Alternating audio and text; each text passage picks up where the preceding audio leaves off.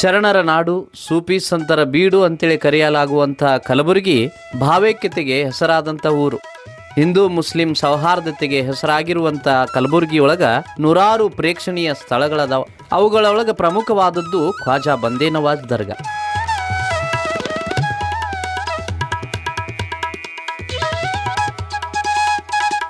ಖ್ವಾಜಾ ಬಂದೇ ನವಾಜರು ಚಿಸ್ತಿ ಪರಂಪರೆಯ ಮಹಾನ್ ಸೂಫಿ ಸಂತರು. ದೆಹಲಿ ಮೂಲದ ಖ್ವಾಜಾ ಬಂದೇ ನವಾಜರು ಕಲಬುರಗಿಗೆ ಬಂದು ನೆಲೆಸಿ ಇಲ್ಲೇ ಇಹಲೋಕವನ್ನ ತ್ಯಜಿಸ್ತಾರ. ಅವರ ಸಮಾಧಿಯನ್ನ ಇಲ್ಲೇ ನಾವು ಕಾಣಬಹುದು. ಇದ ಸಮಾಧಿ ಮುಂದೆ ದರ್ಗಾ ಆಗಿ ರೂಪುಗೊಂಡಿತು. ಖ್ವಾಜಾ ಬಂದೇ ನವಾಜರ ಹಿನ್ನೆಲೆ ಏನು, ದೆಹಲಿಯಿಂದ ಕಲಬುರಗಿಗೆ ಯಾಕೆ ಬಂದರು ಅನ್ನೋದ್ರ ಕುರಿತಾಗಿ ಈ ವಿಡಿಯೋದೊಳಗ ತಿಳ್ಕೊಳ್ಳೋಣ.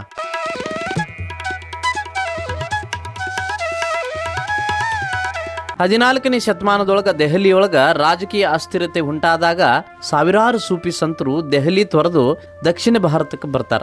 ಹಿಂಗ್ ಬಂದವರೊಳಗ ಖ್ವಾಜಾ ಬಂದೇ ನವಾಜರು ಕೂಡ ಒಬ್ರು. ಬಂದೇ ನವಾಜರು ಕ್ರಿಸ್ತಶಕ 1321 ದೆಹಲಿಯೊಳಗ ಸೈಯದ್ ಕುಟುಂಬದೊಳಗ ಜನಿಸ್ತಾರ. ಬಂದೇ ನವಾಜ್ ಅಂದ್ರ ಮೊರೆ ಹೊಕ್ಕ ಜೀವಿಗಳ ಪೊರೆಯವನು ಅಂತ ಅರ್ಥ ಕೊಡ್ತದ.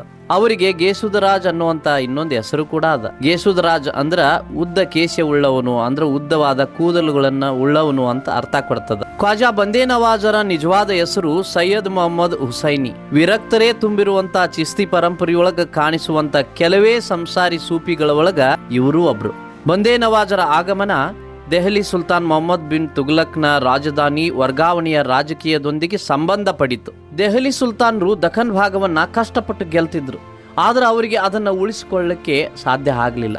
ಯಾಕಂದ್ರೆ ಅವರು ನೇಮಕ ಮಾಡ್ತಾ ಇದ್ದ ಗವರ್ನರ್ಗಳು ಒಂದು ಹಂತದೊಳಗ ತಮ್ಮನ್ನ ಸ್ವತಂತ್ರರು ಅಂತೇಳಿ ಘೋಷಿಸಿಕೊಂಡು ಬಿಡ್ತಿದ್ರು. ದೌಲತಾಬಾದ್ ಅಂದ್ರ ಈಗಿನ ದೇವಗಿರಿಯ ರಾಜ್ಯಪಾಲನಾಗಿದ್ದ ಅಲಾವುದ್ದೀನ್ ಹಸನ್ ಗಂಗು 1347 ದೆಹಲಿ ಸುಲ್ತಾನ್ ಮೊಹಮ್ಮದ್ ಬಿನ್ ತುಘಲಕ್ನ ವಿರುದ್ಧ ಬಂಡಾಯ ಎದ್ದು ಗುಲ್ಬರ್ಗದೊಳಗ ಬಹಮನಿ ರಾಜ್ಯವನ್ನ ಸ್ಥಾಪನೆ ಮಾಡಿದ. ಅವಾಗ ತುಘಲಕ್ನಿಗೆ ದೆಹಲಿಗೆ ತನ್ನ ರಾಜಧಾನಿ ಇರುವಂತ ಜಾಗನೇ ಈ ರಾಜಕೀಯ ಸಮಸ್ಯೆಗೆ ಕಾರಣ ಅಂತೇಳಿ ಮನವರಿಕೆ ಆತು. ಹೀಗಾಗಿ ಆತ 1327 ರಾಜಧಾನಿಯನ್ನ ದೆಹಲಿಯಿಂದ ದೌಲತಾಬಾದ್ಗೆ ವರ್ಗಾವಣೆ ಮಾಡುವ ನಿರ್ಧಾರ ಕೈಗೊಳ್ತಾನ.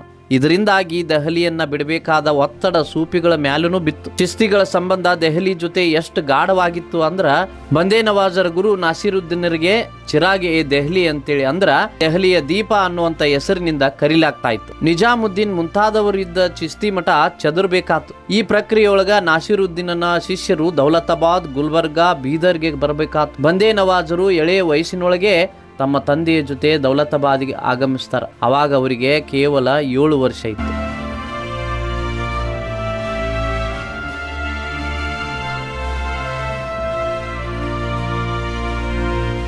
ಕೆಲವು ವರ್ಷಗಳ ನಂತರ ಖ್ವಾಜಾ ಬಂದೇ ನವಾಜರ ತಂದೆ ತೀರ್ಕೊಳ್ತಾರ. ಹೀಗಾಗಿ ಅವರು ಮತ್ತ ದೌಲತಾಬಾದ್ ತೊರೆದು ದೆಹಲಿಗೆ ಹೋಗ್ತಾರ. ಅಲ್ಲಿ ಸೂಫಿ ಸಂತ ನಾಸಿರುದ್ದೀನ್ರ ಶಿಷ್ಯರಾಗ್ತಾರ.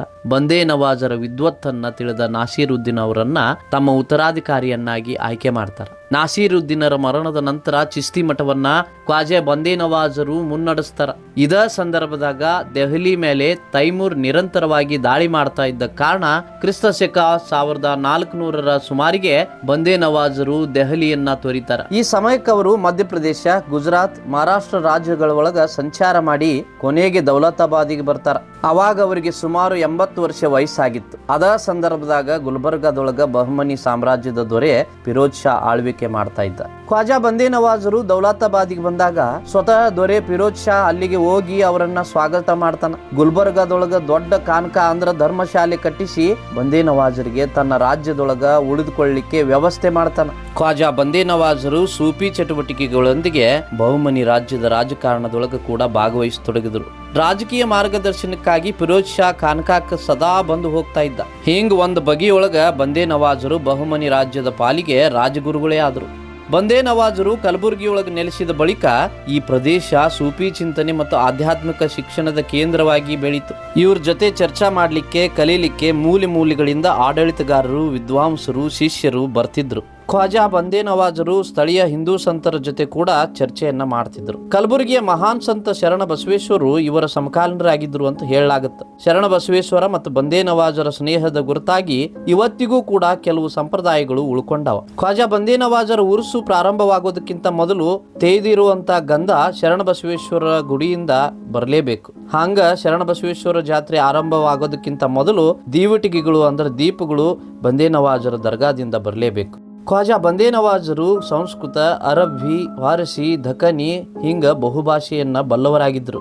ಅರಬ್ಬಿ, ಫಾರ್ಸಿ, ದಖನಿ ಭಾಷೆಗಳೊಳಗ 100ಕ್ಕೂ ಹೆಚ್ಚಿನ ಕೃತಿಗಳನ್ನ ಬರೆದಿದ್ದಾರೆ. ಖ್ವಾಜಾ ಬಂದೇ ನವಾಜರು ಜನಸಾಮಾನ್ಯರ ಜೊತೆಗೆ ಬೆರೆತು ಅವರ ಆಡು ಭಾಷೆಯಾದ ದಖನಿಯೊಳಗ ಸಾಹಿತ್ಯ ರಚನೆಯನ್ನ ಮಾಡಿ ಆ ಭಾಷೆಯ ಪ್ರಥಮ ಗದ್ಯ ಲೇಖಕರು ಮತ್ತು ಕವಿಗಳು ಅನ್ನುವಂಥ ಹೆಗ್ಗಳಿಕೆಗೆ ಪಾತ್ರರಾಗ್ತಾರೆ.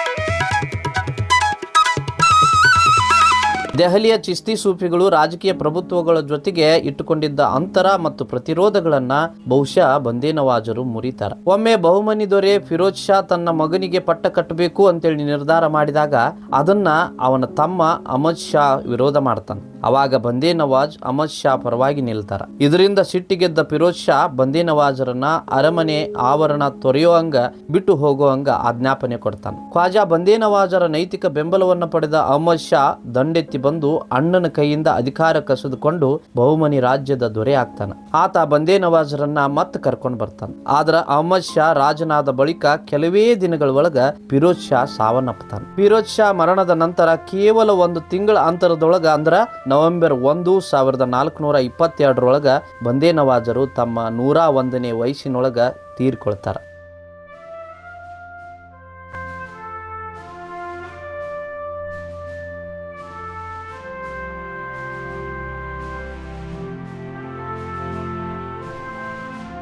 ಖ್ವಾಜಾ ಬಂದೇ ನವಾಜರು ದೇಹತ್ಯಾಗ ಮಾಡಿದ ನಂತರ ಅವರ ಸಮಾಧಿಯನ್ನ ಕಲಬುರಗಿಯೊಳಗ ನಿರ್ಮಿಸಲಾಯಿತು. ಇದ ಸಮಾಧಿ ಮುಂದ ದರ್ಗಾ ಆಗಿ ರೂಪುಗೊಂಡಿತ್ತು. ಈ ದರ್ಗಾ ಹಿಂದೂ ಮುಸಲ್ಮಾನರ ಪಾಲಿಗೆ ಸಾಮರಸ್ಯದ ತಾಣ ಆತು. ಪ್ರತಿ ವರ್ಷ ಖ್ವಾಜಾ ಬಂದೇ ನವಾಜರ ಸ್ಮರಣಾರ್ಥವಾಗಿ ನಡೆಯುವಂತ ಉರುಸಿನೊಳಗ ಲಕ್ಷಾಂತರ ಮಂದಿ ಪಾಲ್ಗೊಳ್ತಾರ.